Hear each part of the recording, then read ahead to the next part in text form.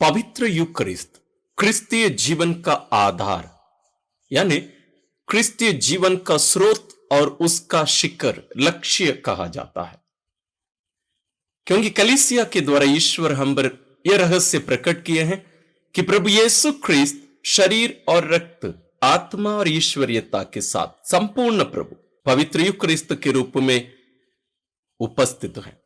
लेकिन हम कोई भी व्यक्ति बलि परिवर्तन के पहले यानी मिस्सा बलिदान के पहले और मिस्सा बलिदान के बाद उस रोटी और दाखरस में जो परिवर्तन, जो चेंज होता है, उसको वास्तव में हमारे आंखों से हम देख नहीं पाएंगे, चक्कर उसके स्वाद को हम देखेंगे तो भी कोई फर्क नहीं रहता है।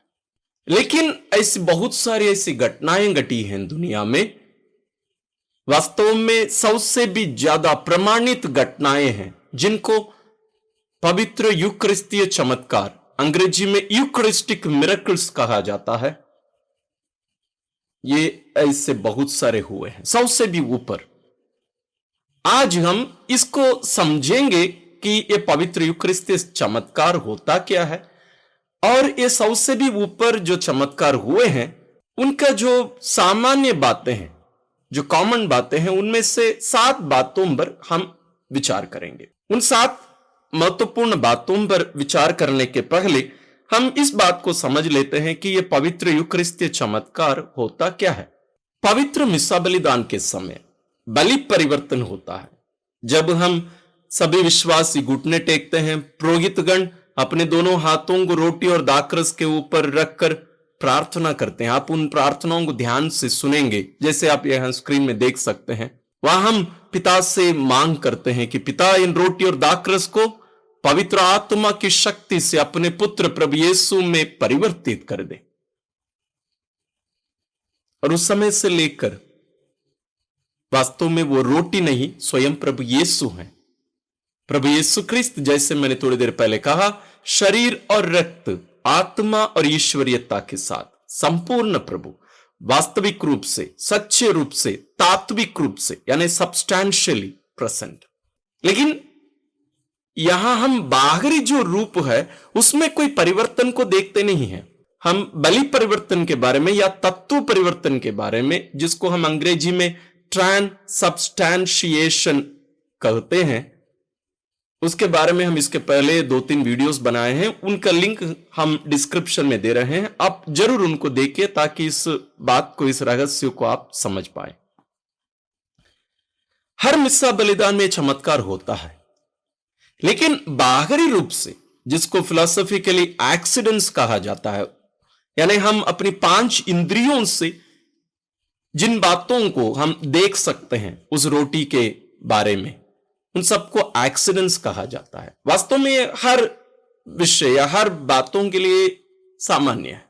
उसका दूसरा एक अंश है, एक भाग है सब्सटेंस, जो बदलता नहीं है। लेकिन पवित्र यूकरिस्तीय बलिदान के समय ईश्वर रोटी और दाखरस के सब्सटेंस को प्रभु यीशु के सब्सटेंस में बदल देते हैं। यह हर मिस्सा बलिदान में होता है। लेकिन हम यहां जो चर्चा कर रहे हैं आज, ये जो बाहरी रूप है, जिसको, जैसे मैंने कहा, हमारी 5 इंद्रियों से हम जिनको देख, सुन, सूंघ, चखकर स्वाद कर सकते हैं, स्पर्श कर सकते हैं, इनमें भी परिवर्तन हुए हैं। इनको ही हम पवित्र यूकरिस्तीय चमत्कार या यूकरिस्टिक मिरेकल्स नाम से हम चर्चा कर रहे हैं।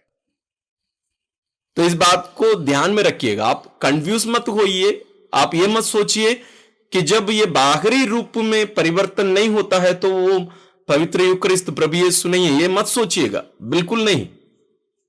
इसलिए मैं ये गलतफहमी को दूर करने के लिए पहले से ही, शुरुआत में ही मैं आपको समझा दे रहा हूं, इस बात को समझ जाइएगा।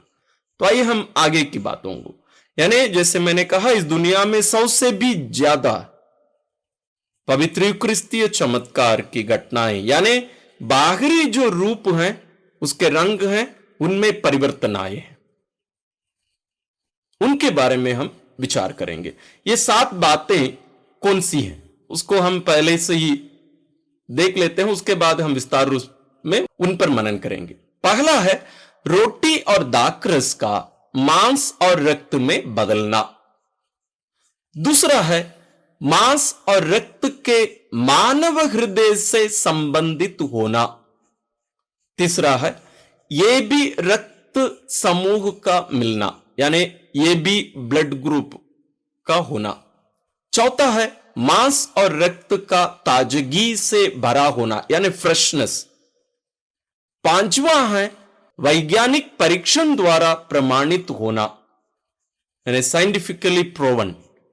छठवां है विश्वास को मजबूत करने का उद्देश्य, उसका उद्देश्य यही है। सातवां है धार्मिक और आध्यात्मिक संदेश, ये कोई संदेश भी देते हैं। आइए हम पहली बात पर विचार करते हैं।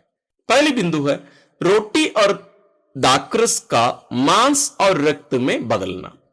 जैसे थोड़ी देर पहले मैं आपको समझाया, वास्तव में बलि परिवर्तन के समय या तत्व परिवर्तन के समय हमेशा हर मिस्सा बलिदान में यह परिवर्तन होता है। लेकिन यहां हम जो विचार कर रहे हैं वो है बाहरी रूप में, बाहरी बातों में, उसका स्वाद में, उसके रंग में, उसके रूप में परिवर्तन होना। उदाहरण के लिए लैंसियानो के चमत्कार में रोटी वास्तव में मांस में और दाखरस जो है प्रभु यीशु के रक्त में बदल गई। यह चमत्कार हमें प्रभु के शरीर और रक्त के वास्तविक उपस्थिति की पुष्टि करते हैं। ये सब क्यों होते हैं उसको हम आने वाले कोई वीडियो में, हम लोग लैंसियानो में जो घटना घटी थी, जो चमत्कार हुआ था, उस पर हम विचार करेंगे। दूसरी बात है मांस और रक्त के मानव हृदय से संबंधित होना। जितने भी ये चमत्कार हुए हैं, यानी बाहरी रूप से रोटी और दाखरस का रूप रंग बदल गए, उन सब में यह पाया गया, मैंने साइंटिफिक टेस्ट कराया गया, इसको लैब में लेकर उसको जांच किया गया, कोई टुकड़ा उसमें से लेकर, उसमें यह पाया गया कि मांस मानव हृदय के मांसपेशियों से मेल खाता है। यह प्रतीकात्मक है क्योंकि हृदय प्रेम और बलिदान का प्रतीक होता है। प्रभु यीशु मसीह ने हम सभी से, सारी मानव जाति से प्रेम किए और क्रूस पर मरते समय अपने हृदय को खोल दिए हमारे लिए। और हम सारे इन चमत्कारों में हम देखते हैं कि ये जो मांस होता है वो हृदय से जुड़ा हुआ होता है, क्योंकि जांच करने से वो पता चल जाता है। उदाहरण के लिए लैंसियानो में और अन्य जगहों पर भी जो घटनाएं घटित हुई, यह पाया गया कि मांस वास्तव में हृदय की मांसपेशियों से संबंधित है। तीसरी बात है उनके रक्त से संबंधित। हम अभी मांस को देखे, रक्त कौन सा ग्रुप का होता था? सभी पवित्र यूकरिस्तीय चमत्कारों में जो रक्त पाया गया है वह ये भी समूह का या ग्रुप का होता है। यह रक्त समूह विशेष रूप से मध्य पूर्व के लोगों में पाया जाता है, यानी जहां प्रभु यीशु मानव रूप में रहे, उनका जन्म स्थान और उनका जीवन, उनकी मृत्यु सब यही हुआ। लैंसियानो, बोल्सेना और कई अन्य चमत्कारों में यह वैज्ञानिक रूप से सिद्ध हुआ कि रक्त ये भी ग्रुप का ही था। यह तथ्य हमें प्रभु की पहचान और उनकी वास्तविक उपस्थिति की पुष्टि करता है। चौथा है मांस और रक्त का ताजगी से भरा होना, यानी फ्रेशनेस। ये कितने भी साल क्यों नहीं हुआ हो, इसको दोबारा जांच करने से ये पता चलता है ये सूख कर ऐसे खत्म नहीं हुआ है, एकदम ताजा लगता है, फ्रेश। वैज्ञानिक परीक्षणों में यह पाया गया कि रक्त में अभी भी जीवित प्रोटीन तत्व मौजूद होते हैं, जीवित प्रोटीन तत्व। और यह सिद्ध करता है कि मांस और रक्त चमत्कारिक रूप से सजीव बने रहते हैं, जैसा कि लैंसियानो और अन्य चमत्कारों में देखा गया है। यह चमत्कार विश्वासियों के लिए प्रभु की सजीव यानी जीवंत उपस्थिति का अटल प्रमाण है, प्रूफ है।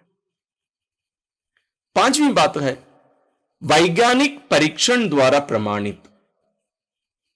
जैसे मैंने आपसे कहा, आज तक यानी अभी तक सबसे भी ज्यादा पवित्र यूकरिस्तीय चमत्कार प्रमाणित किए गए हैं। इनसे और भी बहुत सारी घटनाएं घटी हैं, लेकिन 100% उनको प्रमाणित नहीं किए जाने के कारण या नहीं कर पाने के कारण कलीसिया उनको वो स्वीकृति नहीं दी है। लेकिन वो ये नहीं कहती है कि वो पवित्र यूकरिस्तीय चमत्कार नहीं है बोल के नहीं कहती है, लेकिन वो कहती है कि हम प्रूव नहीं कर पा रहे हैं, हम प्रमाणित नहीं कर पा रहे हैं। उदाहरण के लिए लैंसियानो के चमत्कार का परीक्षण 1970 के दशक में हुआ, जबकि यह घटना घटी थी बहुत सदियों पहले। और यह सिद्ध हुआ कि मांस और रक्त मानव हृदय और AB ब्लड ग्रुप से संबंधित थे। इस प्रकार के वैज्ञानिक प्रमाणों ने इन चमत्कारों को और अधिक विश्वसनीय बना दिया है, जिससे यह स्पष्ट हो गया है कि यह प्राकृतिक रूप से नहीं बल्कि अलौकिक यानी दैविक या ईश्वरीय रूप से घटित हुए हैं। और बहुत बार ये जो डॉक्टर्स या साइंटिस्ट जिनको इसका परीक्षण के लिए दिया जाता है वो गैर कैथोलिक होते हैं। और हम आने वाले दिनों में देखेंगे कुछ गैर कैथोलिक जो वैज्ञानिक इनका जांच किए, कैसे उनमें परिवर्तन आया, उन लोग कैसे विश्वास में आए। कोई यहूदी थे, कोई गैर कैथोलिक क्रिस्तीय थे, वो सब हम आने वाले दिनों में देखेंगे। छठवीं बात है विश्वास को मजबूत करने का उद्देश्य। जब कभी भी यह घटना घटित हुई है, उसका मुख्य उद्देश्य विश्वास को मजबूत करना। ये चमत्कार उन क्षणों में प्रकट होते हैं अधिकतर जब किसी व्यक्ति या समाज में विश्वास की कमी होती है या जब पवित्र यूकरिस्त की वास्तविकता पर संदेह किया जाता है। इन चमत्कारों के माध्यम से प्रभु यीशु हमें यह सिखाने का प्रयास करते हैं कि वे हमेशा हमारे बीच उपस्थित हैं और पवित्र यूकरिस्त वास्तव में वे स्वयं हैं।